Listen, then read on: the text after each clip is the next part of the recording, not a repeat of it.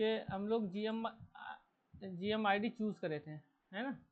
लेकिन जब power dissipation का रोल नहीं था, मतलब हम लोग पावर डिसिपेशन को इग्नोर करे थे। तो जब अगर पावर डिसिपेशन आ जाएगा तो पावर डिसिपेशन से हमें पहले आईडी निकालना है, जो हम लोग इंटीजर मेथड में भी कर रहे थे। फिर क्या करना है, उस आईडी को, वो आईडी हमारे पास है ऑलरेडी। उसके बाद क्या करेंगे, गेन होगा, किसी गेन के लिए डिज़ाइन करेंगे, और gain is equal to G M R out. और आर आउट क्या होता है, बैंडविड्थ से। तो हम लोग सबसे पहले बैंडविड्थ को यूज़ करके, अब यहाँ क्या होता है कि बहुत बार क्या होता है कि आपको यूजीबी दिया हुआ और गेन दिया होगा, बैंडविड्थ नहीं दिया होगा। तो यूजीबी क्या होता है, गेन इंटू बैंडविड्थ, यानी जो यूजीबी आपको दिया हुआ हो, मतलब यूनिटी गेन बैंडविड्थ फ्रीक्वेंसी, और वो क्या होता है डीसी गेन, यानी जो उसके हम गेन कहते हैं, गेन इंटू बैंडविड्थ। तो अगर आपको बैंडविड्थ दिया हुआ स्पेसिफाई ना हो, सिर्फ ये दोनों टर्म स्पेसिफाई हो, तो वहाँ से आप क्या करेंगे, यूजीबी को गेन से डिवाइड करके बैंडविड्थ निकाल लेंगे। तो वहाँ से आप बैंडविड्थ को फाइंड आउट कर सकते हैं। फिर बैंडविड्थ, अगर बैंडविड्थ आ गया आपका, तो वहाँ से क्या हो जाएगा कि आर आउट निकल आएगा, क्योंकि सी एल तो ऑलरेडी गिवन होता है, और इस फॉर्मूले में बस आर आउट एक अननोन क्वांटिटी होगा। तो उस आर आउट को फाइंड आउट कर लेंगे, और जब आर आउट आ जाएगा, इक्वेशन 1 से क्या करेंगे, हम लोग जीएम निकाल लेंगे। अब हमारे पास जीएम भी होगा और आईडी भी होगा। अगर आप जीएम और आईडी को डिवाइड कर दोगे तो जीएम बाई आईडी का वैल्यू आ जाएगा। और उस पर क्या क्या एक ट्रिक है कि जीएम बाई आईडी का आर्बिट्रेरी वैल्यू नहीं होगा, वो आपका ये रेंज पे होना चाहिए 5 to 25। अगर आप 25 से एक्सीड कर रहे हैं तो क्या करेंगे, आप चाहे तो जीएम को घटाएंगे, मतलब डिक्रीज करेंगे, या आईडी को इंक्रीज करेंगे। ये मैथ्स तो सबको आता है ना, जीएम बाई आईडी का वैल्यू को अगर हमें कम करना हो तो चाहे तो जीएम का वैल्यू कम करेंगे, वरना आईडी का वैल्यू इंक्रीज करेंगे। तो अब आईडी का वैल्यू इंक्रीज करोगे तो फिर देखना कि पावर डिस्ट्रीब्यूशन वायलेशन ना हो। तो जनरली क्या होता है कि जीएम, अगर हमें हाई यूजीबी चाहिए तो हाई जीएम चाहिए हमें, और हाई जीएम के लिए क्या होता है, हाई आईडी चाहिए। तो जीएम भी ज़्यादा होगा, आईडी भी ज़्यादा होगा, तो रेशियो जो करोगे तो इसके बीच में ही आएगा, यानी आईडी का वैल्यू तो ज़्यादा होगा और पावर डिसिपेशन भी ज़्यादा होगा। तो जब को आपको हाई यूजीबी टारगेट करना है तो पावर डिसिपेशन आपको ज़्यादा दिया होगा, ठीक है। फिर वो जीएम बाई आईडी का रेशियो इतना ही आना चाहिए। और अगर लो, मतलब आप यूजीबी को टारगेट नहीं कर रहे हो, सिर्फ हाई गेन के लिए कर रहे हो, उसमें क्या होता है कि जीएम कम होना, मतलब कम होता है जनरली, तो आईडी भी कम होता है। आर आउट उस केस में बहुत ज़्यादा होता है, क्योंकि आर आउट इजिकल 1/λ आईडी। तो आईडी अगर कम होगा तो आर आउट ज़्यादा होगा, ठीक है। तो आर आउट बहुत ज़्यादा होता है और जीएम बहुत कम होता है। और जीएम कम होने से क्या, क्योंकि आईडी कम है तो जीएम कम होगा। तो हमें उस केस में क्या होता है कि पावर डिसिपेशन लो चाहिए। तो ये आप ध्यान रखेंगे, जब आपको हाई डीसी गेन चाहिए और यूजीबी मतलब बहुत कम होगा या बैंडविड्थ कम होगा, तो लो पावर डिज़ाइन पे हो जाएगा आपको, यानी आईडी बहुत कम, आप 10 माइक्रो नैनो एम्पियर में भी डिज़ाइन कर सकते हो। और अगर आपको हाई यूजीबी टारगेट करना है तो आपको आईडी ज़्यादा लेना पड़ेगा। ये मेरा ऑब्जर्वेशन है, मैंने कहीं इसको पढ़ा नहीं है, कहीं किसी बुक में मैं तो पढ़ा नहीं हूँ इस तरह से, लेकिन मैंने जो डिज़ाइन किया, ये मेरा ऑब्जर्वेशन है कि आपको जब यूजीबी हाई चाहिए तो उसके लिए आपको जीएम ज़्यादा करना पड़ेगा, मतलब हाई चाहिए, ठीक है। और जीएम हाई कब होगा, जब हाई आईडी होगा, और जब हाई आईडी होगा तो पावर डिस्ट्रीब्यूशन भी हाई होगा। इसीलिए जब जो असाइनमेंट दिया गया था तो उसमें 10 मिली वाट दिया गया था, तो 10 मिली वाट पे हाईएस्ट जो था वो 4 गीगाहर्ट्ज़ तक आ गया था यूजीबी। अगर आपको वही, अगर मैं स्टार्टिंग में लो दे रहा था जैसे 10 माइक्रोवाट, तो उस केस में क्या था कि गेन तो आ रहा था लेकिन यूजीबी नहीं आ रहा था। अगर आप बैक जाके आप अपना डिज़ाइन चेक करेंगे फर्स्ट वीक का, तो उस पर सारा लो पावर था। तो स्टार्टिंग में हमने स्टार्ट किया था लो पावर से। तो लो पावर डिज़ाइन में क्या होता है कि डीसी गेन बहुत हाई ज़्यादा होता है और बैंडविड्थ और यूजीबी बहुत कम होता है। फिर धीरे धीरे जब लास्ट में हम लोग बीच में फिर क्या कर रहे थे कि पावर डिस्ट्रीब्यूशन मिली वाट में दे दिए थे, ठीक है। तो मिली वाट में तो दिए थे तो यूजीबी हाई आ गया था। तो वो दो ट्रिक है, आप रिलेट भी कर सकते हैं। सारे फॉर्मूले की एक कॉपी में लिखो और उसको देखोगे, अगर मुझे आईडी बढ़ाएंगे तो आईडी से क्या फ़र्क पड़ेगा। आप आईडी को इंक्रीज करोगे तो जीएम ज़्यादा होगा, आईडी को ज़्यादा करोगे तो आर आउट कम होगा, क्योंकि इन्वर्सली प्रोपोर्शनल होता है। तो उस हिसाब से आप रिलेट कर सकते हो, बस फॉर्मूला, बाकी कोई एक्स्ट्रा ऑब्जर्वेशन नहीं है। तो ये तो था जीएम आईडी का कैलकुलेशन, कि जीएम आईडी हमें हर बार चूज़ करने की ज़रूरत नहीं है। अगर पावर डिस्ट्रीब्यूशन दिया हुआ हो तो हमें चूज़ नहीं करना, फाइंड आउट करना उसे। और जब जीएम आईडी आ गया आपका तो फिर बाकी स्टेप जो था वो सेम ही है, जो इस PDF पे लिखा हुआ, और ये PDF मैं शेयर कर चुका हूँ, फिर दोबारा कर दूँगा क्योंकि इसमें मैंने कुछ ऐड किया। तो सेम बस 3 फार्मूला था। बाकी आपको L चूज़ करना, तो ये आप खुद चूज़ करोगे। इसके बारे में बता दिया था कि L ज़्यादा कब लेना, कम कब लेना। किसी को याद हो तो अच्छी बात है, ना हो तो फिर दूसरे से पूछ लें, एक दूसरे से, और फिर उस हिसाब से। तो यहाँ पे चूज़ किया हुआ, चूज़ को हटा के आप कैलकुलेशन से GM/ID का वैल्यू लेके आएंगे। बाकी सेम एज इट इज़ है, ठीक है।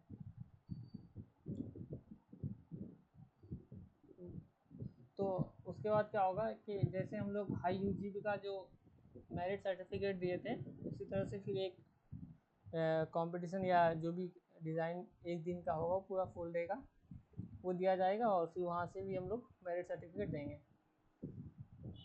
तो ज़्यादा टफ नहीं होगा, बस जो डिज़ाइन करा है उसी के आसपास होगा। थोड़ा सा ठीक ही होगा क्योंकि हमें मेरिट निकालना है, तो थोड़ा सा मतलब हर एक को तो मेरिट सेम नहीं हो सकता, रैंक 1 हर किसी का नहीं हो सकता, तो थोड़ा सा ठीक ही होगा, वो आप खुद से चेक कर लेंगे।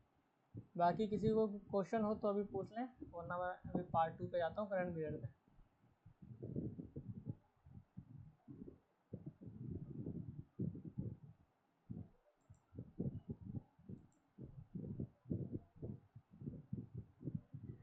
तो करंट मिरर क्या होता है, कोई बता सकता है? करंट मिरर थ्योरी में पढ़े होंगे आप लोग।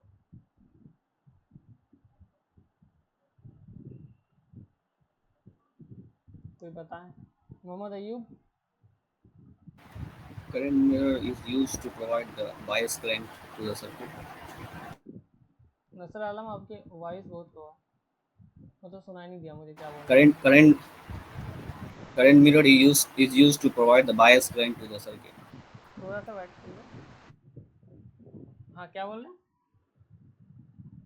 Current mirror is used to provide the bias current.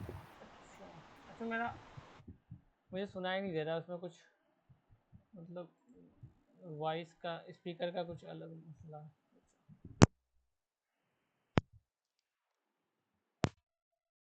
नसर दोबारा बोले।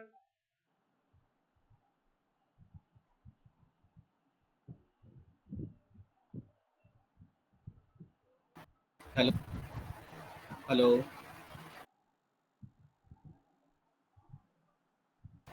तो मेरा hello. वॉइस आपको समझ में आ रहा है ना पूरा?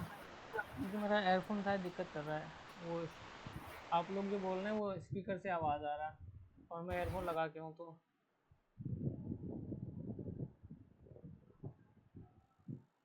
अगर कोई क्वेश्चन हो तो चैट में लिख दो, क्योंकि मुझे आपकी आवाज़ सुनाई नहीं दे रहा। तो फिलहाल हम लोग चलते हैं नेक्स्ट पार्ट में, करंट मिरर।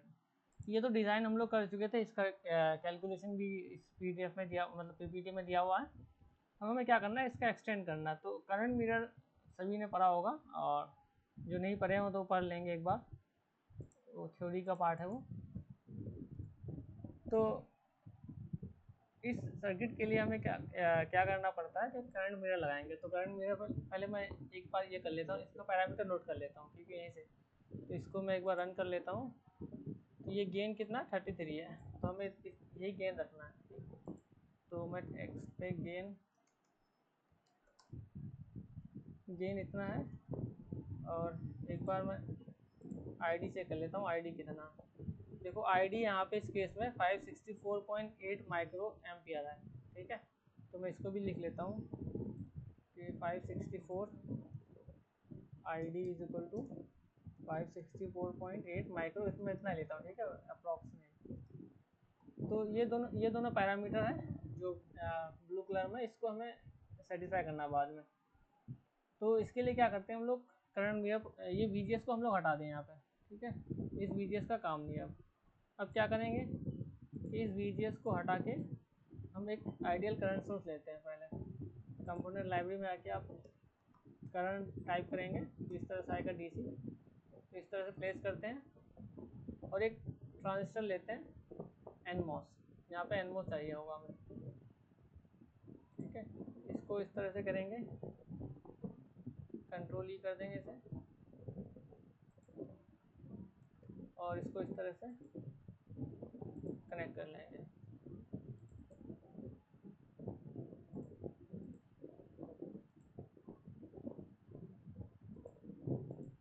ये डायोड कनेक्टेड होगा, ठीक है। इसको चाहो तो आप यहाँ पे ग्राउंड कर सकते हो, ग्राउंड ही करना है वैसे, और इसको सोर्स को, अब इसका W ये अलग होगा, ठीक है। फिलहाल मैं इसको कट कर देता हूँ। अब क्या आता है, ये करंट मिरर है, ठीक है। इस तरह करंट मिरर बनता है। जैसे अगर नॉर्मली कहो तो किताबों में इस तरह से होता है करंट मिरर।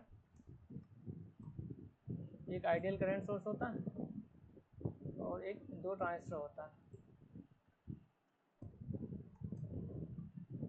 ये इस तरह से होता है एक,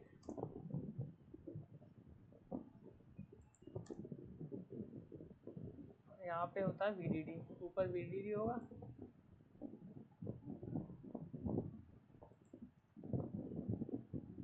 और इन दोनों का गेट जो है आपस में कनेक्टेड होगा, और ये ट्रांजिस्टर डायोड कनेक्टेड होगा, और ये जो होगा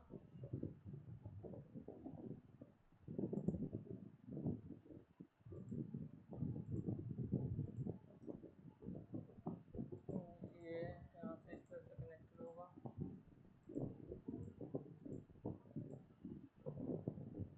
और यहाँ पे क्या होगा,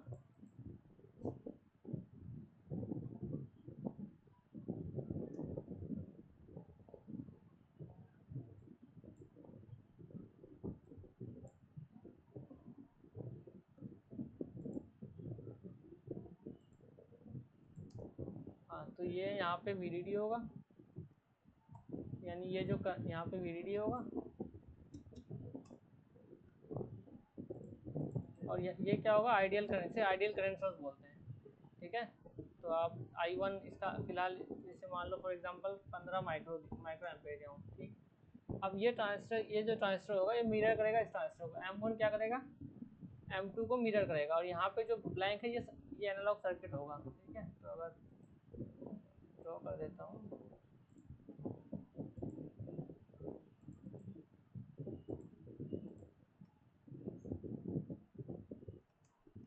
एनालॉग या जो भी हो, मैं फिलहाल एनालॉग सर्किट लिख रहा हूँ। तो यहाँ पे क्या होगा, एनालॉग सर्किट होगा।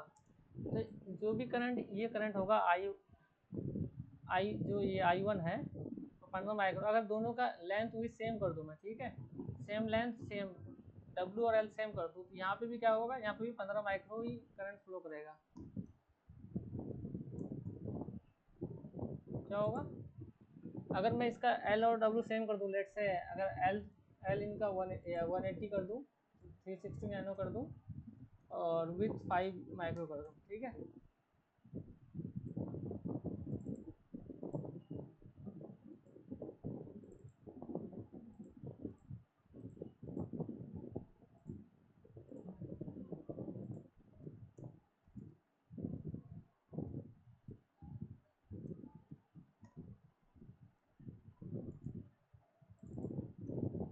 तो ये क्या है, L और W सेम है, ठीक है, और ये डायोड कनेक्टेड है, तो इस तरह से ये काम करता है। ये करंट मिरर का सर्किट है।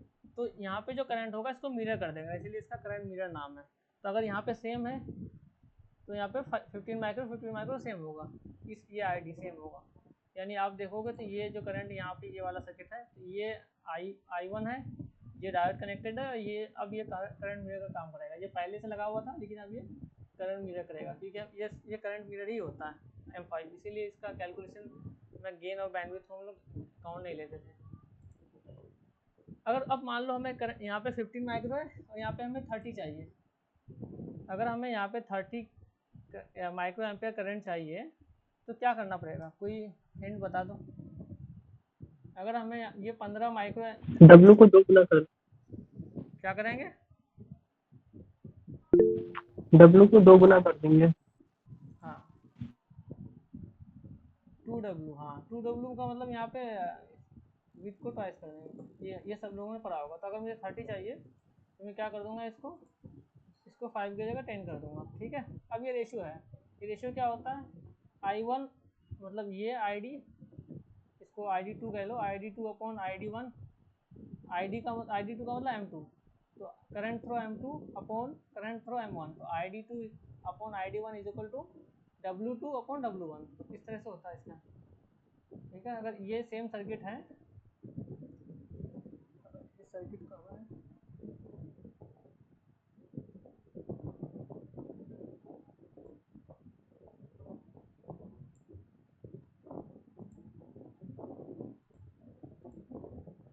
अगर ये सर्किट है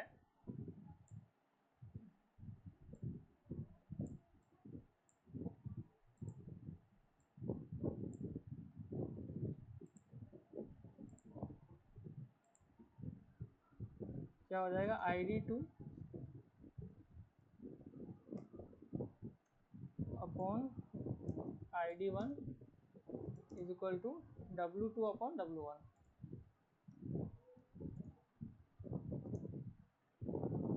ये रिलेशनशिप, ठीक है।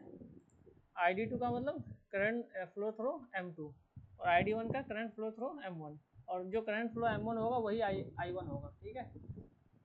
तो इसको ID1 की जगह आप I1 कह सकते हो। तो ये जो सर्किट I1 है इसको ID1 भी यहाँ पे रीनेम कर सकते हो, ये सेम बात है। ये ID1 और ये ID2,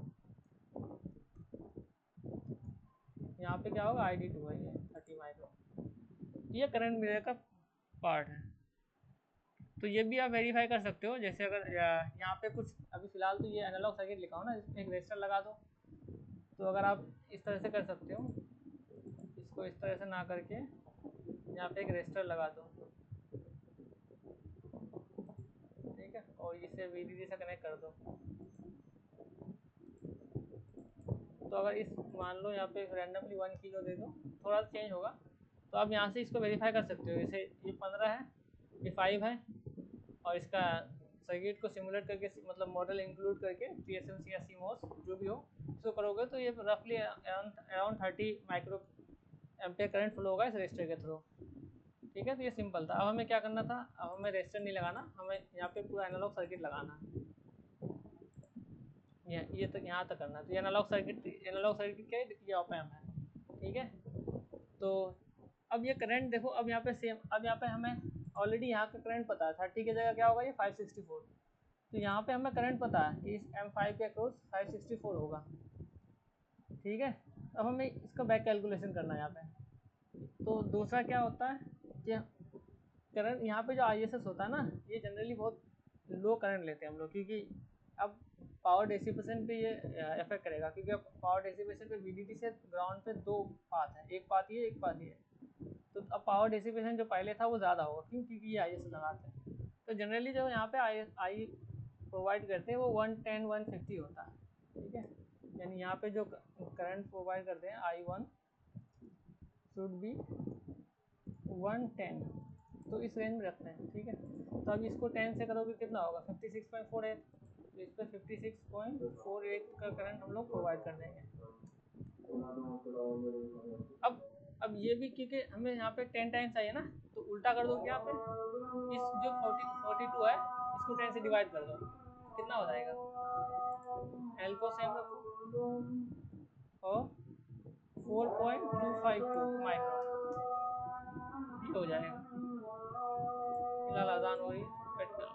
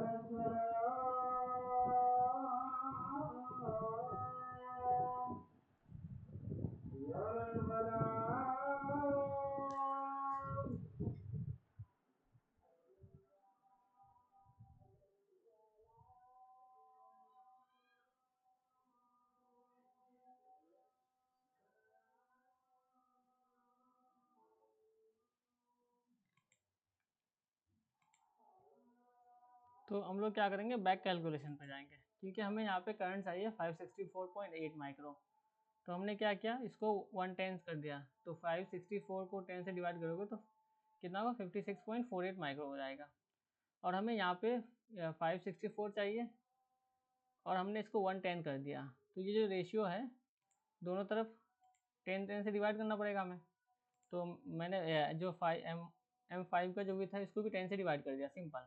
यानी W को 10 से डिवाइड करके इसका लेंथ प्रोवाइड कर दो, और जो ID यहाँ पे फ्लो हो रहा है ID5, उस ID5 को 10 से डिवाइड करके यहाँ पे कर दो। आप 15 से भी डिवाइड कर सकते हो, 20 से भी कर सकते हो, सेम भी ले सकते हो, लेकिन जब सेम लोगे, क्योंकि इसका सिग्निफिकेंस नहीं है, क्योंकि अगर ये पावर डिसिपेशन मतलब इफेक्ट रहेगा, तो पावर डिसिपेशन आपको उससे ज़्यादा होगा, तो आपको क्या चाहिए कि जनरली 1/10, 1/20, 1/, क्योंकि यहाँ पे बहुत ज़्यादा है, 564 है, तो 1/20 भी कर सकते हो। तो फिलहाल नॉर्मली हम लोग 1/10 करते हैं। मैंने 1/10 किया, अब ये सर्किट कंप्लीट हो चुका है, ठीक है। हमने VGS5 को हटा दिया, अब VGS5 ऑलरेडी यहाँ पे आ जाएगा, इस मतलब करंट मिरर से जितना चाहिए उतना आ जाएगा।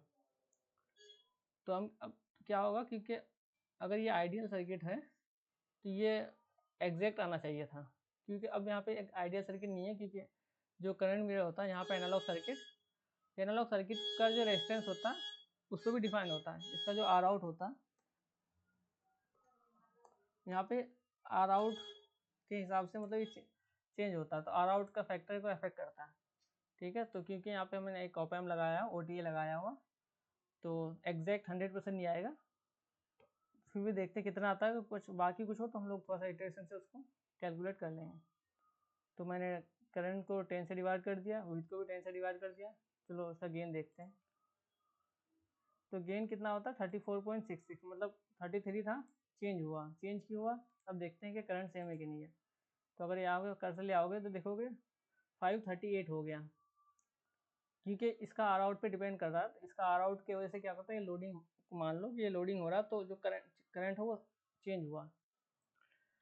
तो 538 करंट क्या हुआ, कम हुआ। अब हमें करंट को बढ़ाना है, तो करंट बढ़ा सकते हो आप, थोड़ा सा इसको W को बढ़ा सकते हो। तो ये 5 अगर 3 है, 5 to 5, इसको 3 करके देखो एक बार।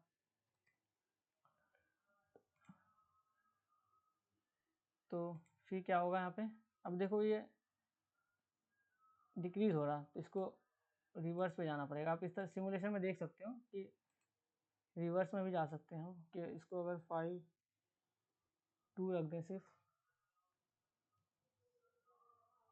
तो अब क्या हो रहा है, करंट चेक कर सकते हैं यहाँ पे 544 आ रहा है, ठीक है। अगर आप इसको सेम रख सकते हो, यहाँ पे इसको भी बढ़ा सकते हो, ठीक है। जैसे ये 56.48 है, तो 56.5 कर दो इसे, और आप क्या करो, गेन को छोड़ दो, फिलहाल हमें करंट सेम ले आना। तो 544 हो गया। अब तो मैं क्या करता हूँ कि वापस से इसको क्या करूँ, इसको रहने दो, एग्जैक्ट ये इतना ही आने दो, 52, और करंट को थोड़ा सा बढ़ा दो, 56 की जगह 57 कर सकते हो आप, 57, और इसे ID इसे, अब कितना है यहाँ पे 543। अब इसको 60 अगर करके देखता हूँ मैं एक बार, तो ये ज़्यादा हो रहा शायद, हाँ अब 571 ज़्यादा हो गया। तो अब इसे क्या करना, मैं 58 करके देखता हूँ। तो ये ऑलमोस्ट 552, थोड़ा सा बढ़ाना है तो 0.5 कर दो। सिमुलेशन में ये तो फ़ायदा कि कुछ मतलब चेंज कर सकते हो कितना बाद। 557, अब भी थोड़ा सा कम है, इसको 8 करके देखो, अब कितना है 559, इसको 9 करके देखो, 59 करके देखता हूँ,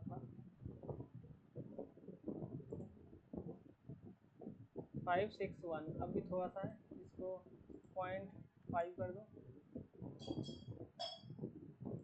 ज़्यादा हो जाएगा शायद, हाँ 556, अच्छा थोड़ा सा ज़्यादा हुआ, इसे 0.4 कर दो।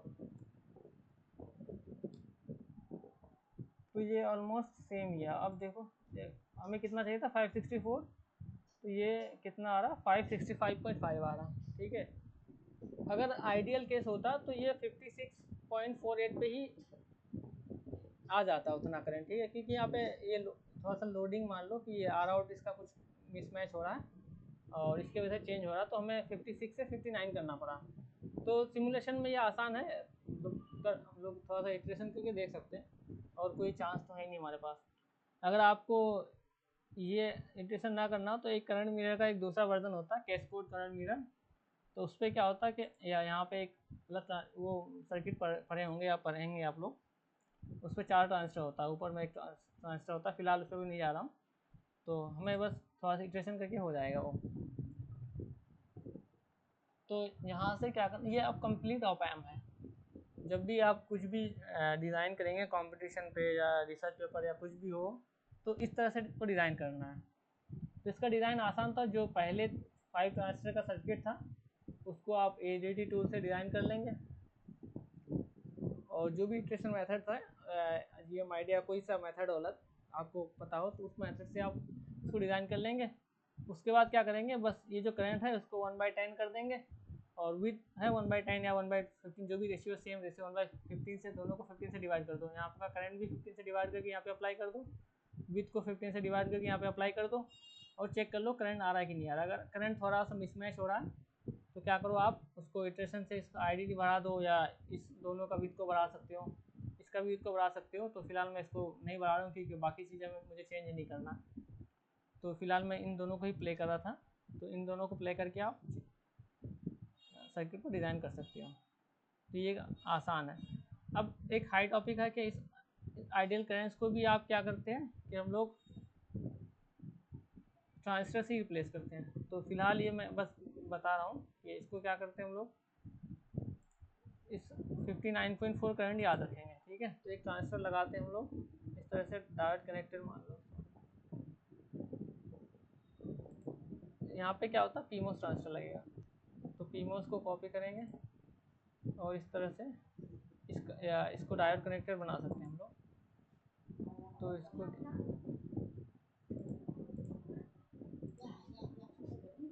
क्लास मिल जाएगा ना।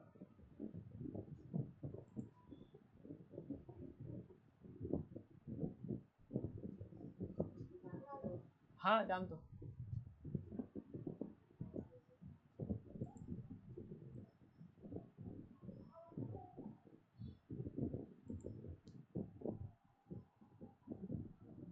हाँ तो यहाँ पे क्या करेंगे, PMOS से इसको डायोड कनेक्टर बना देते हैं, क्योंकि हमें VGS एक्स्ट्रा VGS अप्लाई करने की ज़रूरत नहीं है। तो डायोड कनेक्टर में क्या होता है, कोई बताएगा डायोड कनेक्टर में हमें किसको किससे रिप्लेस कर मतलब कनेक्ट करते हैं।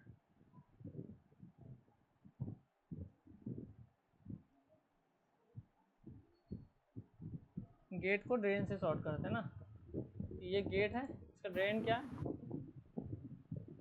ड्रेन ये है ना। तो इस तरह से क्या करते हैं हम लोग, इसको रिप्लेस कर सकते हैं, वरना इस पर रेजिस्टर से भी रिप्लेस कर देते हैं हम लोग। तो ये अलग अलग मेथड है, सिंपल है कि एक रेजिस्टर लगा दो यहाँ पे, और इस रेजिस्टर को कैलकुलेशन कैसे होता है, इसका यहाँ पे देखो कितना करंट, यहाँ पे जो वोल्टेज है वो 663.1 मिली वोल्ट, ठीक है। तो यहाँ पे कितना होगा, यहाँ पे वोल्टेज है 0.663, और यहाँ पे वोल्टेज कितना है VDD, और यहाँ पे आपको करंट पता ऑलरेडी। तो ये जो एक फॉर्मूला था उससे आप निकाल सकते हो, सिंपल V = IR, और V क्या 1.8 - 6.66, और I पता 59.4, वहाँ से R का वैल्यू निकल आएगा। उसका कैलकुलेशन इस तरह से होगा आपको, V = IR होता है ना। अब V क्या होगा, V = 1.8 - 0.6631 ये था। तो यहाँ से आप अप्लाई कर सकते हो 1.8 - 0.6631, ये आ रहा 1.1369, और आई तो पता है आपको कितना लेना था, 59.4 माइक्रो, ये था ना, माइक्रो एम्पियर। अब वहाँ से क्या होगा, आर आपको फाइंड आउट करना, R = V/I। तो V/I करके देखो कितना आ रहा,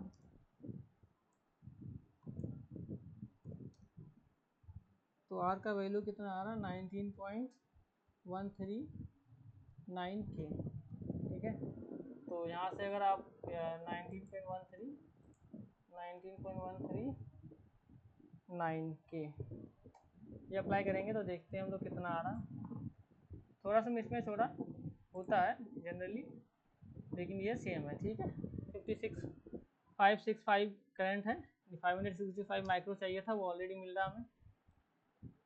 अब यहाँ पे भी अगर आपको 560, हमें 564.8 चाहिए ना अराउंड, तो यहाँ पे भी आपको ना मिले तो ये भी कैलकुलेशन के बाद थोड़ा सा इटरेशन कर सकते हैं, ऐसे 0.139 को 0.12 कर सकते हैं, बस थोड़ा इसे इटरेशन करना पड़ेगा, ज़्यादा नहीं। तो ये एग्जैक्ट आ रहा हमें।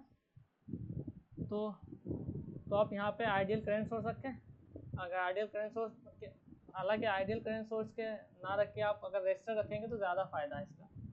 मतलब आइडियल एक वो होता है ना कि current source voltage source costly होता है और रेजिस्टर मतलब सस्ता होता है या फिर लो कॉस्ट होता है, तो उसको आप सर्किट के या मतलब कॉस्ट के हिसाब से रेजिस्टर ज़्यादा प्रेफरेबल है, आइडियल करंट सोर्स है। और यहाँ पे इस करंट को हटा के मतलब आप एक एनमोस या पीमोस से भी डिज़ाइन कर सकते हैं। डायोड कनेक्टेड पीमोस लगा के सेम करंट प्रोवाइड करेगा, तो उससे ज़्यादा आसान हो। क्योंकि ये सारा हम लोग जो सर्किट बनाते हैं तो सीमोस, ये सीमोस बोलते हैं, यहाँ पे सीमोस ऑनटी लिखा हुआ ऑलरेडी। तो जो भी हमें चाहिए होगा करंट वरेंट सब हम लोग क्या करते हैं, एनमोस या पीमोस से ड्राइव करते हैं। तो यहाँ अगर आप किसी ने मतलब वो करके कोशिश करके देखना, अगर पीमोस या एनमोस ट्रांजिस्टर से रिप्लेस कर दो तो वो बहुत अच्छा है। तो किसी को करंट मिरर में कोई दिक्कत है तो पूछ सकते हो आप। जब एक बार आपका डिज़ाइन कंप्लीट हो जाएगा, जो भी स्पेक्स को मीट करें, उसके बाद आपको बस एक एक्स्ट्रा काम करना, बस वही जो मैंने बता रखा कि इसको करंट को जो है आईडी को 10 या 15 से डिवाइड कर दो, और बस इसका भी इसको डिवाइड करके यहाँ पे अप्लाई कर दो, इसका करंट जो था उसको डिवाइड करके यहाँ पे अप्लाई कर दो, और फिर आपको जो है मतलब ओम्स लॉ से यहाँ का पोटेंशियल 1.8, यहाँ का पोटेंशियल ऑलरेडी आर भी लिखा हुआ 0.663, तो यहाँ पे भी इक्वल टू IR से एक रेजिस्टर लगा दो आप, या आइडियल करंट रखना चाहो तो उसको भी रख दो। तो आपके डिपेंड है कि क्या करना चाहते हो आप। तो इस तरह से हम लोग करंट मिरर प्रोवाइड करते हैं, और ये अब कंप्लीट ऑप एम्प है, ये अब complete single stage op amp है, वर्किंग ऑप एम्प बोल सकते हैं इसे, ठीक है।